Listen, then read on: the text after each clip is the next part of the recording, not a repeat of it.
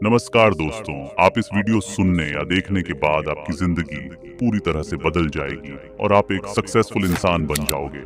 यकीन मानो कि आप बहुत भाग्यशाली हैं जो आपने मेरे वीडियो पर क्लिक किया। जिंदगी में आपको जो कुछ भी चाहिए सब कुछ मिल सकता है जो आप चाहते हैं। चाहे आपको अच्छा इंसान बनना है और एक अच्छी लाइफस्टाइल जीना और एक अच्छी बॉडी बनानी हो, या फिर जीवन में सफलता पाना चाहते हो, बस आपको इतना काम करना होगा। आपको मेरे वीडियो को पूरा देखें और ध्यान लगाकर देखें। इसमें बताए गए उपाय आप सभी को मात्र 51 दिनों तक आपको फॉलो करना है। जी हाँ, मात्र 51 दिन। तो अगर आप अपने शक्तिशाली वीर्य को यूं ही बर्बाद कर रहे हो तो जीवन को क्यों बर्बादी की ओर ले जा रहे हो? क्योंकि मनुष्य के वीर्य में नए जीवन देने की ताकत होती है कि मनुष्य यदि इसे बचा ले तो वह भूत, भविष्य और वर्तमान समय में होने वाली सभी घटनाओं को यूं ही जा सकता है और समझ सकता है। क्या आपने कभी सोचा है कि ब्रह्मचर्य का पालन करते हुए जीवन को बेहतर कैसे बनाया जा सकता है? बहुत से महान व्यक्ति जैसे भगवान गौतम बुद्ध और स्वामी विवेकानंद जैसे लोगों ने अपने वीर्य को बचाकर ही इतने सर्वश्रेष्ठ, बुद्धिमान और ज्ञानी बन पाए। तो आप इतना अंदाजा भी नहीं लगा सकते हैं कि यह कितना पावरफुल है। मैं गारंटी के साथ यह बातों कह सकता हूँ कि जो भी मेरा वीडियो को ध्यान से पूरा अंत तक सुनेगा वह अखंड ब्रह्मचर्य का पालन करना सीख जाएगा और उसे वह सब कुछ मिलेगा जो आप वह चीजों को पाना चाहते हो। तो आपकी पूरी जिंदगी बदल जाएगी। और जब भी आपका मन भटकने लगे तो तब मेरा वीडियो को एक बार जरूर देख लेना। यदि आपको लगे तो वीडियो को सेव करके रख लीजिए। ईश्वर ने हमें मनुष्य जीवन इसलिए दिया है ताकि इसका सदुपयोग कर, ना कि दुरुपयोग। जैसा कि आप जानते होंगे, मनुष्य जीवन 84 लाख यानी के बाद मिलता है, परंतु लोग अपने शरीर को क्यों बर्बाद कर रहे हैं नहीं पता और गलत या सही काम करते हैं। पुरुष को स्त्री शरीर चाहिए और स्त्री को पुरुष शरीर चाहिए और लोग इसी मोह माया में फंसे हुए हैं। लेकिन आप एक ब्रह्मचर्य का पालन करते तो बड़ी बड़ी मुश्किलों को आसानी से उसे पार कर सकते हैं, क्योंकि आपके अंदर सुख में जीवन जीता है। कई लोग ब्रह्मचर्य का पालन करने में विफल हो जाते हैं क्योंकि वह इसके बारे में पूरी तरह से अवगत नहीं होते हैं। तो आइए जानते हैं वीर्य एवं ब्रह्मचर्य का सही से पालन कैसे करें। ब्रह्मचर्य के लिए अपने पांचों इंद्रियों पर संयम करना होगा। ब्रह्मचर्य में मार्ग पर, अध्यात्म के मार्ग पर और आनंद के मार्ग पर चलना चाहते हो, एक इंद्रिय के संयम के लिए पांचों इंद्रियों पर संयम करना चाहिए।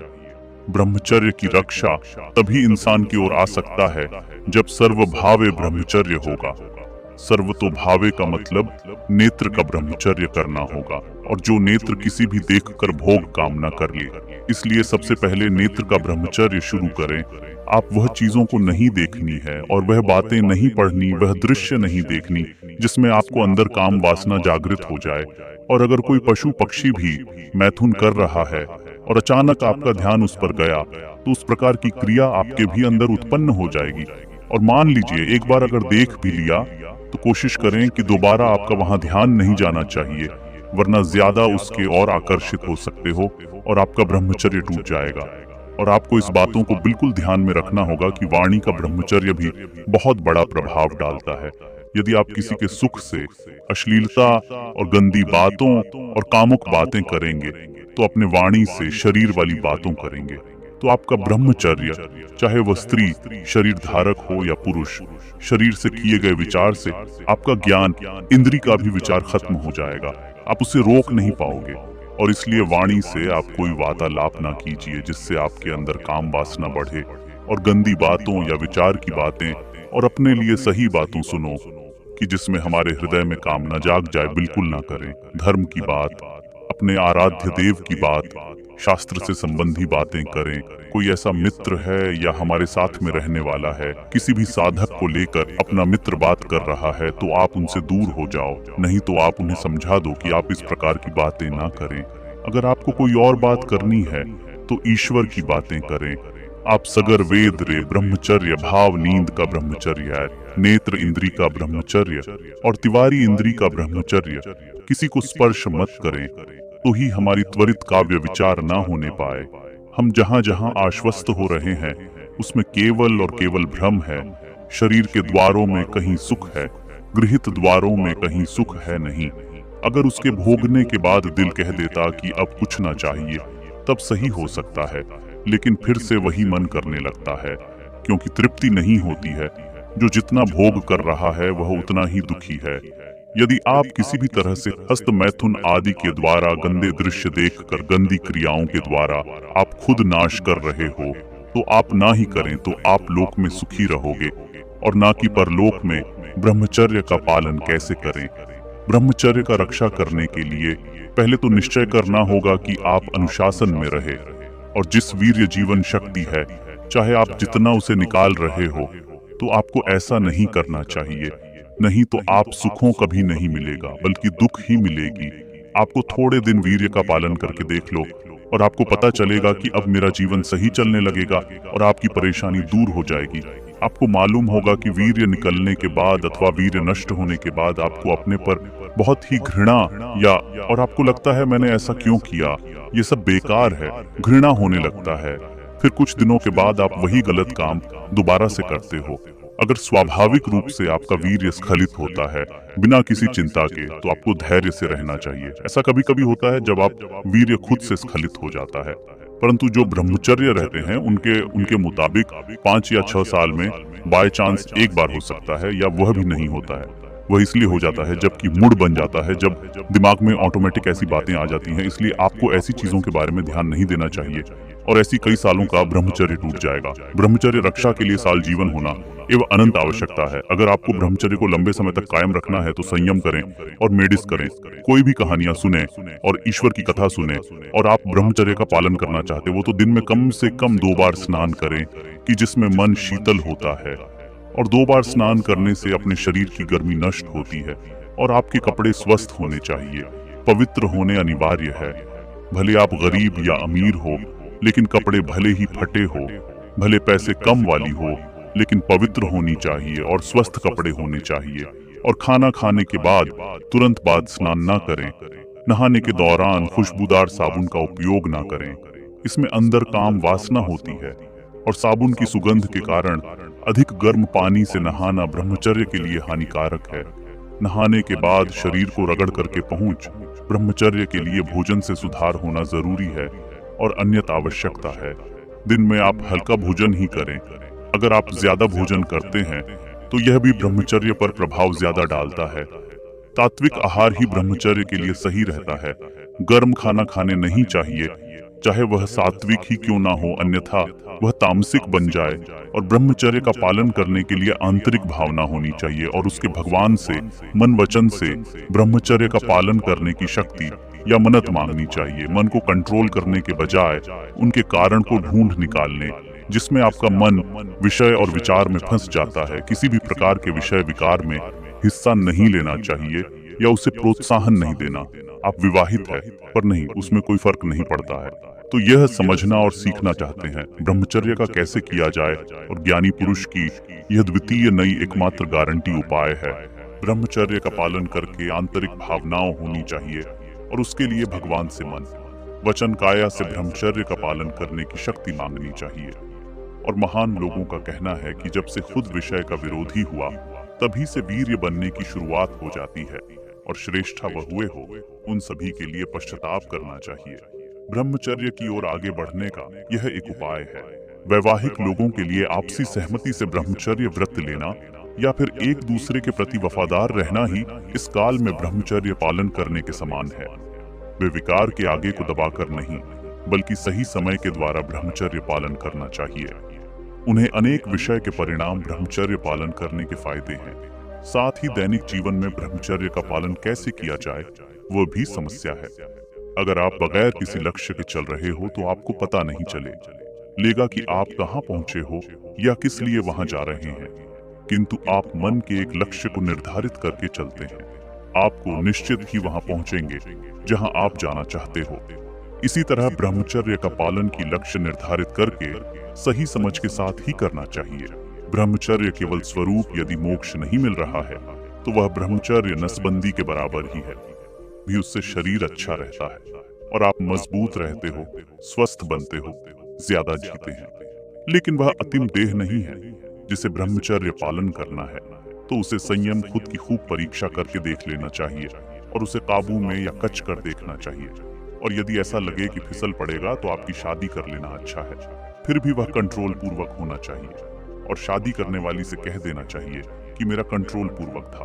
अगर आप यह बात उसे बता देंगे तो सामने वाला भी आपको समझने लगेगा। तो दोस्तों, क्या आप इस 51 दिनों तक ब्रह्मचार्य का चैलेंज करने के लिए तैयार हैं?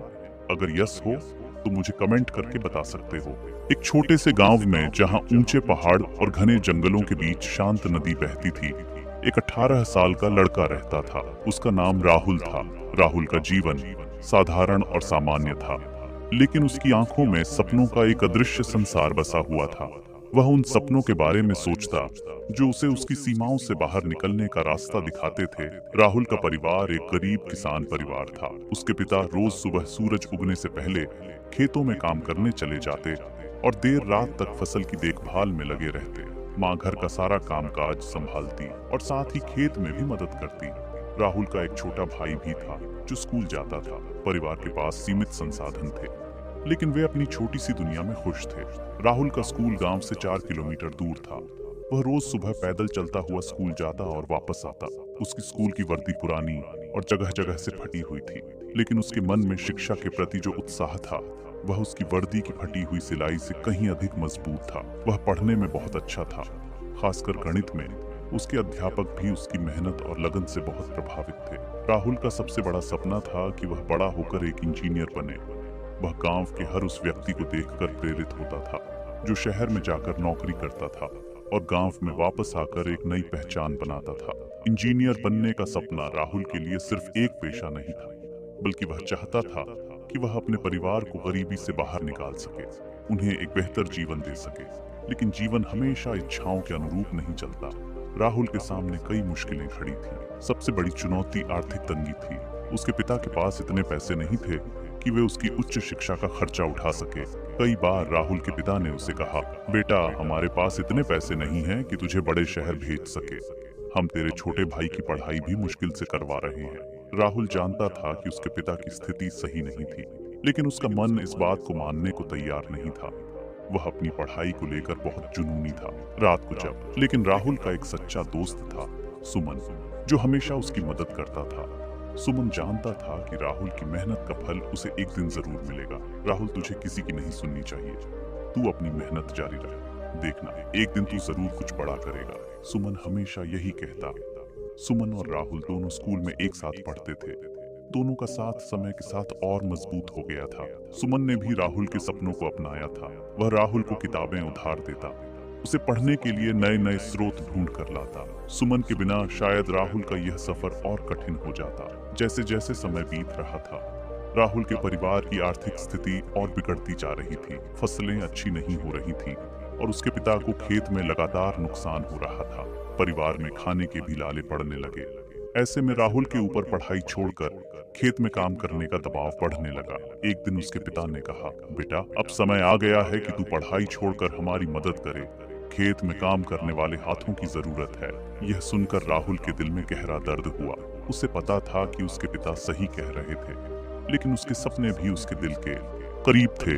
वह पूरी रात सोचता रहा कि आखिर क्या करे। वह अपने परिवार की मदद कर चाहता था, लेकिन अपने सपनों को छोड़ना उसके लिए बहुत मुश्किल था।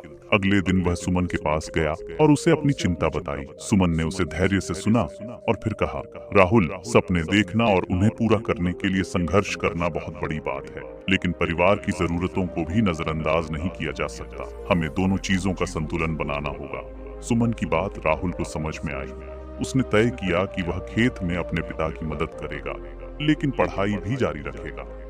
वह अब रोज सुबह जल्दी उठकर खेत में काम करता और फिर स्कूल जाता। शाम को लौटकर वह फिर खेत में अपने पिता के साथ काम करता और रात को देर तक पढ़ाई करता। एक दिन गांव में बाढ़ आ गई। राहुल का पूरा खेत पानी में डूब गया और उसके पिता को भारी नुकसान उठाना पड़ा। परिवार की स्थिति और बिगड़ गई। अब राहुल को भी यह समझ आ गया कि उसे कुछ बड़ा करना होगा ताकि वह परिवार की मदद कर सके। वह दिन रात मेहनत करने लगा। उसे अब भी यकीन था कि अगर वह पूरी मेहनत से पढ़ाई करेगा तो उसे सफलता जरूर मिलेगी। समय बीतता गया और एक दिन राहुल के स्कूल में एक महत्वपूर्ण घोषणा हुई। एक प्रतिष्ठित कॉलेज से एक प्रतिनिधि आया था जो गांव के छात्रों के लिए छात्रवृत्ति कार्यक्रम की घोषणा कर रहा था। यह छात्रवृत्ति केवल एक छात्र को मिलनी थी और इसके लिए एक कठिन परीक्षा रखी गई थी। राहुल ने इस मौके को अपनी जिंदगी का सबसे बड़ा अवसर माना। उसने दिन रात पढ़ाई की ताकि वह इस परीक्षा को पास कर सके।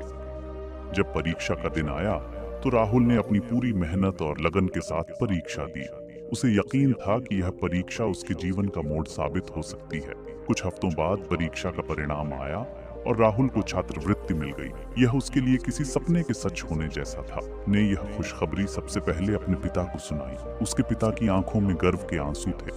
उन्होंने कहा, बेटा, तेरी मेहनत और संघर्ष ने आज हमें इस मुकाम पर पहुंचाया है। मुझे तुझ पर गर्व है।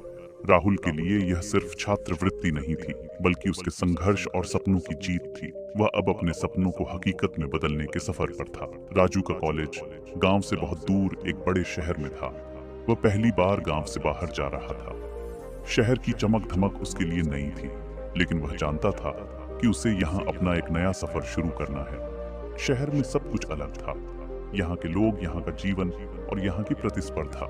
राहुल को कई चुनौतियों का सामना करना पड़ा, लेकिन उसने कभी हार नहीं मानी।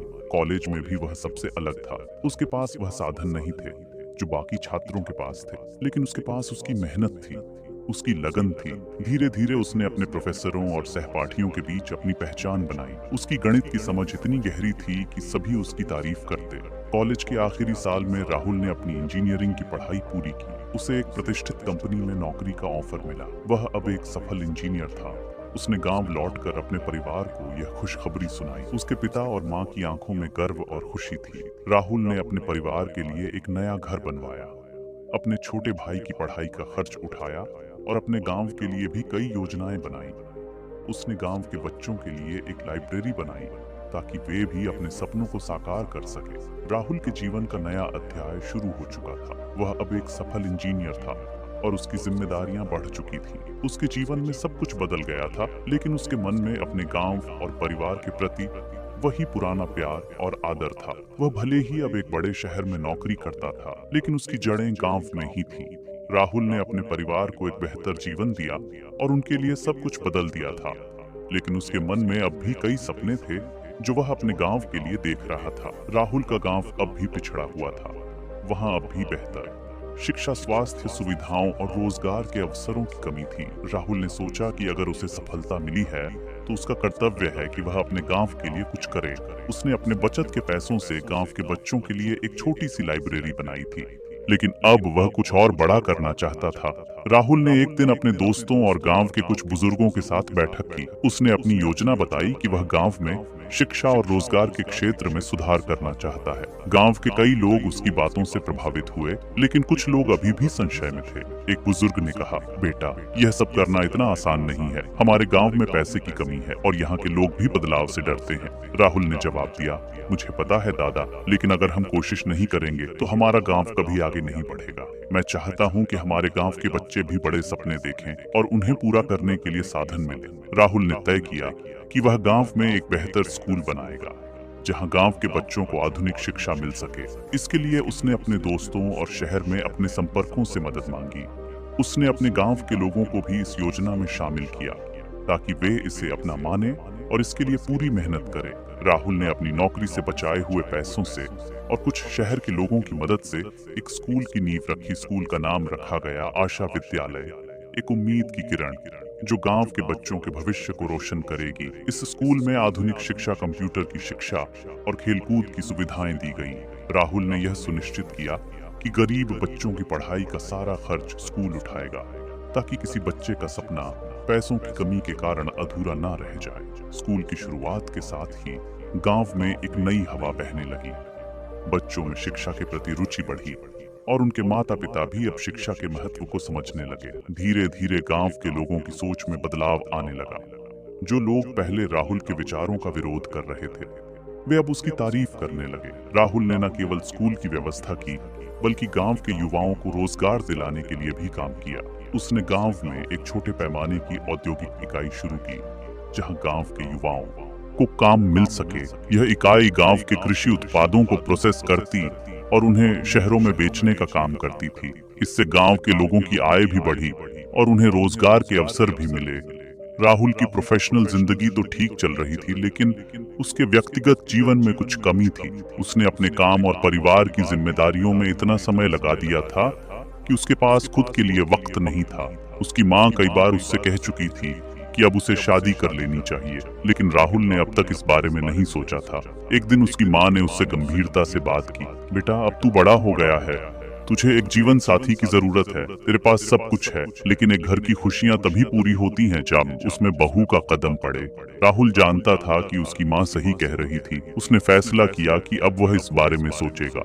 कुछ समय बाद उसके परिवार ने उसके लिए एक लड़की देखी जिसका नाम प्रिया था।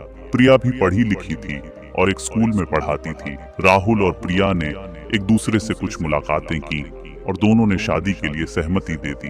राहुल और प्रिया की शादी गांव में धूमधाम से हुई। प्रिया ने राहुल के जीवन में एक नया रंग भर दिया। वह न केवल उसकी पत्नी थी, बल्कि उसके सभी सपनों और योजनाओं में उसकी सच्ची साथी भी बन गई।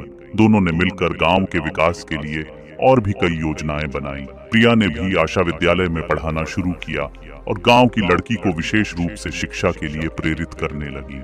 राहुल और प्रिया की जोड़ी गांव में एक मिसाल बन गई। लोग अब राहुल की ओर और भी अधिक आदर और विश्वास के साथ देखने लगे। गांव के बच्चे अब बड़े सपने देखने लगे, क्योंकि उन्हें पता था कि उनके पास साधन और समर्थन दोनों है। लेकिन हर कहानी में चुनौतियां आती हैं और राहुल के जीवन में भी ऐसा ही हुआ। एक दिन जब राहुल अपने गांव के कामों में व्यस्त था, उसे पता चला कि उसके पिता की तबीयत अचानक बहुत खराब हो गई है। राहुल तुरंत अपने पिता के पास पहुंचा। डॉक्टर ने बताया कि उन्हें दिल का दौरा पड़ा है और उनकी हालत गंभीर है। राहुल का दिल टूट गया। उसके पिता ने उससे हमेशा मेहनत करने और अपने सपनों के पीछे भागने की सीख दी थी। उन्होंने उसके हर फैसले में उसका साथ दिया था और आज वे बीमार थे। राहुल ने उनकी देखभाल के लिए सब कुछ छोड़ दिया। उसने अपनी नौकरी से कुछ समय की छुट्टी ले ली और अपने पिता के इलाज में जुट गया। कुछ हफ्तों बाद राहुल के पिता की तबीयत में सुधार हुआ, लेकिन वे अब पहले जैसे नहीं रहे। राहुल को यह समझ आ गया कि जिंदगी कितनी नाजुक होती है। उसने फैसला किया कि अब वह अपने परिवार के साथ ज्यादा समय बिताए और अपने गांव के विकास के कामों पर पूरा ध्यान देगा। राहुल का सपना अब साकार हो चुका था। उसका गांव अब पहले जैसा नहीं रहा। जहां पहले लोग शिक्षा और रोजगार के बारे में नहीं सोचते थे, अब वहां हर बच्चा पढ़ाई करता था और हर युवा काम करने के नए नए तरीके ढूंढता था। गांव के लोग अब राहुल को न केवल एक सफल इंजीनियर के रूप में देखते थे, बल्कि एक नेता और मार्गदर्शक के रूप में भी मानते थे। राहुल ने साबित कर दिया था कि अगर इंसान में सपने देखने की हिम्मत और उन्हें साकार करने का संकल्प हो, तो वह किसी भी चुनौती का सामना कर सकता है। उसके संघर्ष और समर्पण ने न केवल उसे बल्कि उसके गांव को भी एक नई दिशा दी। अब जब भी कोई बच्चा राहुल के स्कूल आशा विद्यालय में कदम रखता, वह जानता था कि उसके सामने असीमित संभावनाएं हैं। राहुल की यह कहानी उन तमाम लोगों के लिए प्रेरणा है जो कठिनाइयों के बावजूद अपने सपनों के लिए लड़ते हैं। राहुल का जीवन अब एक संतुलित और संतुष्ट जीवन था। वह अपने परिवार, अपने गांव और अपने सपनों के साथ खुश था, लेकिन उसने कभी अपने संघर्षों को नहीं भुलाया। वह हमेशा इस बात को याद रखता कि कैसे एक छोटे से गांव का एक गरीब लड़का जिसने सिर्फ सपने देखे थे, आज अपने सपनों को हकीकत में बदल पाया है। राहुल की कहानी यह सिखाती है कि जिंदगी में संघर्ष और मेहनत का कोई विकल्प नहीं होता। चुनौतियां तो हर कदम पर आती हैं, लेकिन जो व्यक्ति धैर्य और साहस से उनका सामना करता है, वही सफलता हासिल करता है। दोस्तों, राहुल की मेहनत और लगन के बारे में आप क्या कहना चाहेंगे? कमेंट में अपना राय जरूर बताएं।